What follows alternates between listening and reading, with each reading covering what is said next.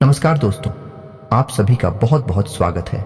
आज के इस खास वीडियो में दोस्तों हम आप सभी को बता दें कि आपके लिए संकट, महाराज, समयस, मैं आपको संभाल कर रहने की आवश्यकता है। अगर जिंदगी प्यारी है तो आज के इस वीडियो को ध्यान से देखिएगा। यह एक देवी आपसे नाराज होने वाले हैं और इनके नाराज होते ही आपको 3 तरह से परेशानियों का सामना करना पड़ेगा। ये दोस्तों ये कह सकते हैं कि आपके ऊपर से एक ऐसी छाया या हटने वाली है जो आपको बहुत लंबे समय से बचाकर चली आ रही है।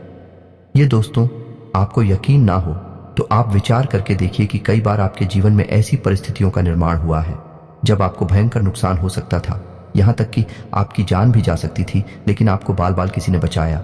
ये दोस्त कौन है, कौन सी देवी है जिन्होंने आपके साथ रहकर हर वक्त आपकी रक्षा की है, आपको बचाया है, और अब ऐसा क्या हो गया कि वह आपसे नाराज होने वाली है। आज के इस वीडियो में हम आपको इन्हीं सब विषयों पर संपूर्ण ज्ञान प्रदान कर। दोस्तों वीडियो बहुत ही बहुमूल्य है। इस वीडियो में आपके जीवन से जुड़ी हर एक समस्या का समाधान मिल सकता है यदि आप इस वीडियो में बताई गई बातों को अच्छी तरह से समझेंगे और समझने के बाद इन बातों को अपने जीवन में भी लागू करेंगे। तब आप देखेंगे कि आपका जीवन कुछ ही दिनों में बदलना शुरू हो जाएगा। जी हाँ दोस्तों, आपको इस दीदी के बारे में जानकारी होना बहुत आवश्यक है।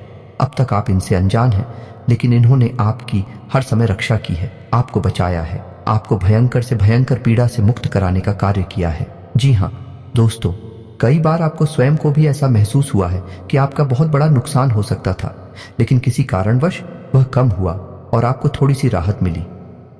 हालांकि आपके जीवन में परेशानियों का दौर अभी समाप्त नहीं हुआ है, क्योंकि कुछ जरूरी मूलभूत बातें हैं जिनके बारे में आप विचार नहीं करते हैं, या यूं कहें कि कोई आपको बता और उन्हें लगातार होने वाली गलतियों की कीमत चुका रहे हैं, लगातार परेशान रह रहे हैं।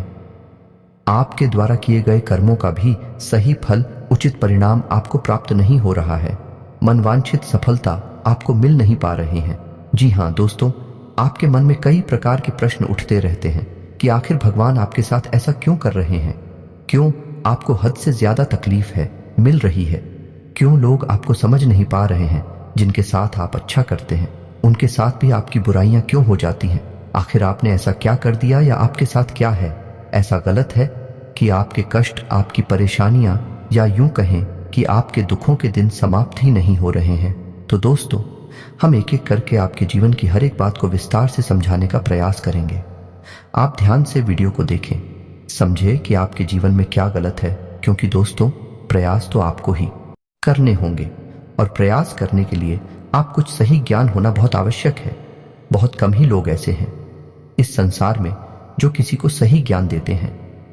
लोग अपने मन के मुताबिक जानकारी को तोड़ मरोड़ कर दूसरों को देते हैं और बदले में उनसे पैसे आते हैं।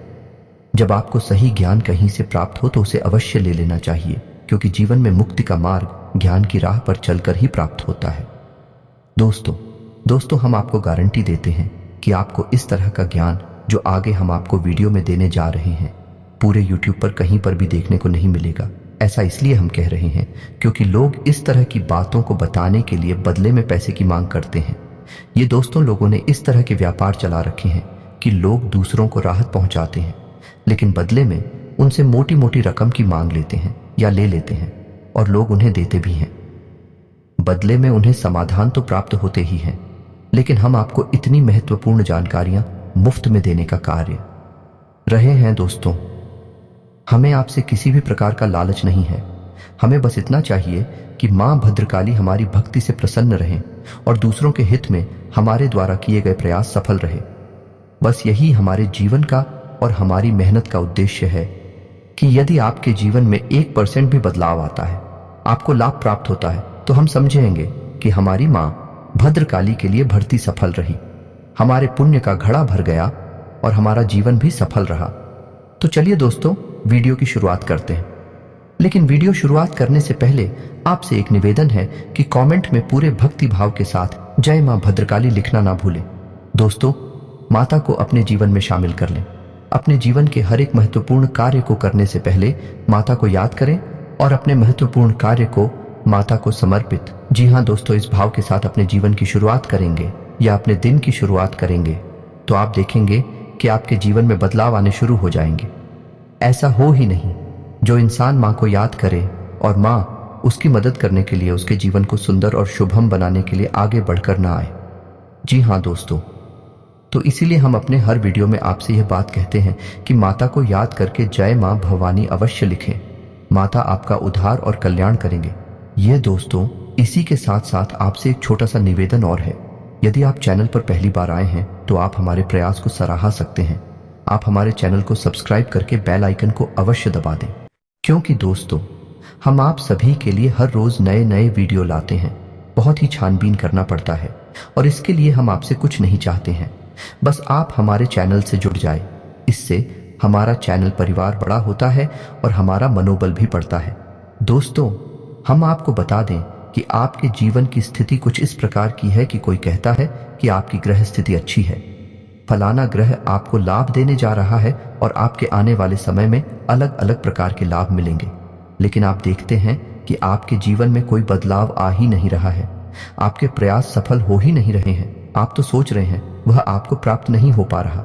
ग्रह स्थिति अच्छी होने के बाद भी आपको लाभ प्राप्त नहीं होते हैं।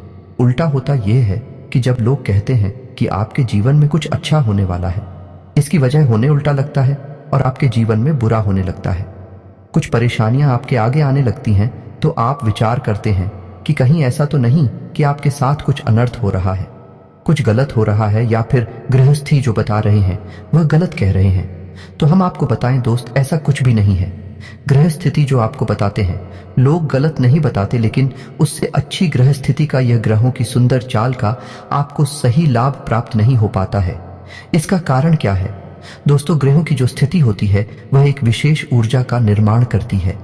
हर ग्रह की अपनी एक ऊर्जा होती है, अपना एक स्वभाव होता है। जब कोई अच्छा ग्रह आपके पक्ष में होता है, मजबूत होता है, तो वह आपको लाभ देने की कोशिश करता है। लेकिन आपके आसपास यदि नकारात्मक ऊर्जाओं का वातावरण रहेगा तो वह अल्लाह आपको प्राप्त नहीं होगा। आपके दुख तकलीफ कम नहीं होंगे, और यदि आपके आसपास नकारात्मक ऊर्जा का वातावरण जीवन भर बना रहेगा तब भी आप लाभ प्राप्त नहीं कर पाएंगे, मनचाहा जीवन जी नहीं पाएंगे। यहाँ तक कि किसी भी देवी देवता की कृपा तक आपको प्राप्त नहीं हो पाएगी। आपने सुना होगा कि लोग अक्सर ये कहते हैं कि हमने तो जीवन भर भगवान भोलेनाथ को जल अर्पित किया है, जीवन भर हनुमान चालीसा का पाठ किया है, लेकिन दुख तकलीफ कभी कम ही नहीं हुए हैं। तो दोस्त, इसी विषय में आज के इस वीडियो में आपको बहुत गहरी और बहुत मूलभूत बात पता चलने वाली है। हम आपको एक ऐसी विशेष बात बताएंगे जिसको जानने के बाद गारंटी देते हैं कि आपका जीवन बदलना शुरू हो जाएगा। कई लोगों के जीवन में बहुत बड़े बड़े में बदलाव आए हैं, जो दोस्तों ईश्वर की रोकी कृपा, ग्रहों की बदली हुई चाल, सब कुछ उनके पक्ष में होने लगा और उनकी मेहनत का उन्हें सही फल प्राप्त होने लगा है। आपके आसपास की तब आप कोई उपाय भी करें तो आपको उपाय का सही फल प्राप्त होगा। जी हाँ दोस्तों, जैसे कि कर्ज निवारण का कोई उपाय आपने कर लिया, अब कर्ज निवारण का उपाय करते ही ऊर्जा उत्पन्न होती है। जैसे आपने भगवान भोलेनाथ का, मटकेश्वर महादेव का कर्ज निवारण उपाय किया तो उसे मटकेश्वर महादेव की सकारात्मक ऊर्जा आपके पास आएगी, आपके जीवन को बदलने की कोशिश करेगी। वह शुद्ध सकारात्मक ऊर्जा है, लेकिन आपके आसपास नकारात्मक ऊर्जा का वातावरण है तो वही ऊर्जा भी आपको संपूर्ण लाभ प्रदान नहीं कर पाएगी। अब आप ऐसे में सोचेंगे कि उपाय बेकार है, उपाय का कोई लाभ नहीं है, जीवन में कोई बदलाव तो आया नहीं। इसका मतलब है जिसने उपाय बताया उसने झूठ बोला, या फिर जो उपाय है वही बेकार है। लेकिन दोस्तों, ना तो उपाय बताने वाला झूठ बोल रहा है और ना ही उपाय खराब है, दोनों ही अच्छे हैं, क्योंकि इन उपायों से दूसरों को लाभ हुए हैं। तो आपको क्यों नहीं हो रहे? तो फिर सोचने वाली बात यह है कि कमी कहाँ है। अब कमी यह है कि आपको अपने आसपास के ऊर्जा के नकारात्मक वातावरण को बदलना है। और यह कार्य किसका है, कैसे बदलेंगे? आप बाहरी पूजा पाठ करेंगे किसी भी देवी देवता की, या कोई अन्य प्रकार के कर्म कांड करेंगे तो आपके जीवन में बदलाव नहीं आएंगे। तो अब आपके जीवन में बदलाव लाने के लिए कौन जिम्मेदार है? आप कहाँ जाएं, किसका सहारा लें? तो दोस्तों, हम आपको बताएं कि ऐसे में बस आपको एक ही काम करना है, और वह काम क्या है? अब आप ध्यान से सुनिए दोस्तों, आपके परिवार की, संपूर्ण परिवार की रक्षा का जिम्मा किसके पास है? आप समझिए, आपके संपूर्ण परिवार की रक्षा का जिम्मा आपके पूर्वजों के पास, आपके पितरों के पास है। लेकिन आपके संपूर्ण कुल का पालन पोषण, आपके संपूर्ण कुल का भला बुरा विचार करने का जिम्मा किसके पास है? कुल देवी का। जी हाँ दोस्तों, कुलदेवी एक ऐसी होती हैं जिन्हें हमारे पूर्वज ने पूछना शुरू किया था, फिर वह एक से चला बना और पीढ़ी दर पीढ़ी देवी की लगातार पूजा आराधना होनी शुरू हुई। यह है कि देवी कुलदेवी का काम करती हैं, यानी कि आपके संपूर्ण कुल की रक्षा करना, आपके कुल का पोषण करना इन देवी का कार्य हो जाता है। तो जब तक यह सिलसिला लगातार चलता रहता है, सब कुछ ठीक बना रहता है। लेकिन कई पीढ़ियां गुजर जाने के बाद लोग धीरे धीरे बोलना शुरू कर देते हैं और एक समय ऐसा आता है जब लोग यह भी भूल जाते हैं कि उनकी कोई कुलदेवी है भी या नहीं है। तो फिर होता यह है कि आप बेशक भूल जाएं, लेकिन कुछ पीढ़ियों तक, कुछ समय तक माता की छाया आपके ऊपर बनी रहती है और आपके कुल की रक्षा होती रहती है। लेकिन जब लंबे समय तक माता का निरादर होता है, पूजा पाठ नहीं होती है, तो माता आपसे रुष्ट होने लगती हैं और धीरे धीरे आप जब जीवन में आगे बढ़ते हैं तो एक समय वह आता है कि जब माता की छत्र छाया आपके कुल से हट जाती है। ऐसे में होता है यह है कि नकारात्मक शक्तियां फिर आपको घेरना शुरू कर देती हैं। हमने आपको अपने पिछले एक वीडियो में भी बताया था कि आप अपने जीवन में चाहे कोई कार्य करें या ना करें, किसी भी देवता की पूजा करें, इससे कोई फर्क नहीं पड़ता। यह आपका अपना निजी विचार है, लेकिन आप दो चीजें अवश्य अपने जीवन में शामिल करें। पहला कि अपने पितृ देवता का पूजन अवश्य करें, अपने पितरों को मान सम्मान दें और उनके नाम का एक दीपक दक्षिण दिशा में अवश्य जलाएं। दूसरा कि अपनी कुलदेवी को कभी ना भूले, कुलदेवी को याद करते रहे और उनकी भी पूजा आराधना लगातार करते रहे। जी हाँ दोस्तों, जो इंसान यह तो कार्य करेगा, चाहे ऐसी ही परिस्थिति गाना बनी रहे, उस इंसान के जीवन में बुरा हो नहीं सकता। हाँ, जीवन में उतार चढ़ाव आ सकते हैं, लेकिन उन उतार चढ़ाव की संख्या कम होगी, तीव्रता ताकत कम होगी और आपकी सहन शक्ति बढ़ जाएगी। और एक दिन वह आएगा जब आप जीवन की हर एक विषम परिस्थिति से उठकर खड़े हो जाएंगे और अपना मन वांछित जीवन, खुशहाल जीवन जीना शुरू कर देंगे। जी हाँ दोस्तों, आप हमारे कहने से एक बार यह कार्य अवश्य करिएगा। दोस्तों, आपको यह नहीं पता कि आपको अपनी पिक्चर पूर्वजों का पूजन कैसे करना है, तो आपको दो कार्य करने हैं। बहुत ही सरल है, आप बस इन्हें अपनी आदत में शामिल कर लीजिए। घर की महिलाओं से कहिए कि जब रोटी बनाएं तो पहली रोटी गाय की और आखिरी रोटी कुत्ते की अवश्य बनाएं, क्योंकि गाय और कुत्ता दोनों ही पितरों के सूचक हैं।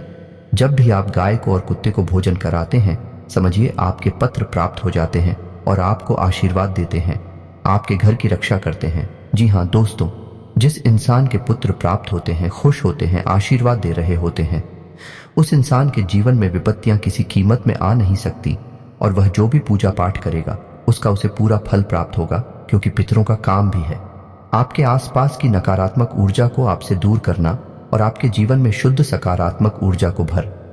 लेकिन इससे भी महत्वपूर्ण कार्य है कि आप अपने कुलदेवी कुलदेवता को याद करते हैं कि नहीं, उनके नाम का भी एक दीपक जलाते हैं कि नहीं। तो आपको हम बता दें कि कुलदेवी के नाम का आपके घर की देहरी पर जलाया जाता है।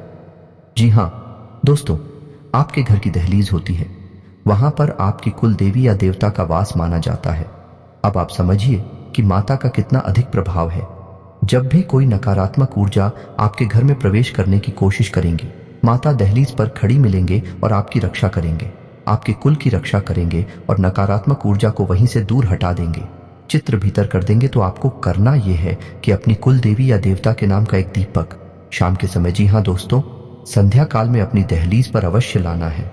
जी हाँ दोस्तों, अब ऐसे में कुछ लोग ये कहेंगे कि उन्हें नहीं पता कि उनकी कुलदेवी कौन सी है या कुलदेवता कौन से हैं। ऐसे में आप अपनी कुलदेवी और कुलदेवता का पता लगा सकते हैं। इसके लिए बहुत सुंदर सा अच्छा सा प्रयोग है। सपने में आपकी कुलदेवी देवता खुद आएंगे और आपको कोई ना कोई ऐसा संकेत अवश्य देंगे जिससे आपको पता चल जाएगा कि कौन है आपकी कुलदेवी और कुलदेवता। तो यह प्रयोग हम आपको अभी आने वाले समय में बता रहे हैं, लेकिन उससे पहले आपको यह बताएं कि आपके मन में अपनी कुलदेवी या देवता के प्रति सम्मान अवश्य होना चाहिए, क्योंकि दोस्तों बहुत सारी ऐसी नकारात्मक ऊर्जा होती है जो जीवन में प्रभाव डालती है, जीवन में परेशानियों का कारण बनती है। और उन नकारात्मक ऊर्जा से रक्षा करने के लिए हमें सकारात्मक ऊर्जाओं का पूर्ण सहयोग चाहिए। तो देवी देवता जब हमारी रक्षा करने के लिए तैयार होती हैं, तो फिर हमारा जीवन पूर्ण रूप से बदलता रहता है और हमें अच्छा और सुंदर जीवन प्राप्त होता है। तो आप ध्यान से सुनिए कि आपको कैसे पता लगाना है कि आपकी कुलदेवी कौन सी है।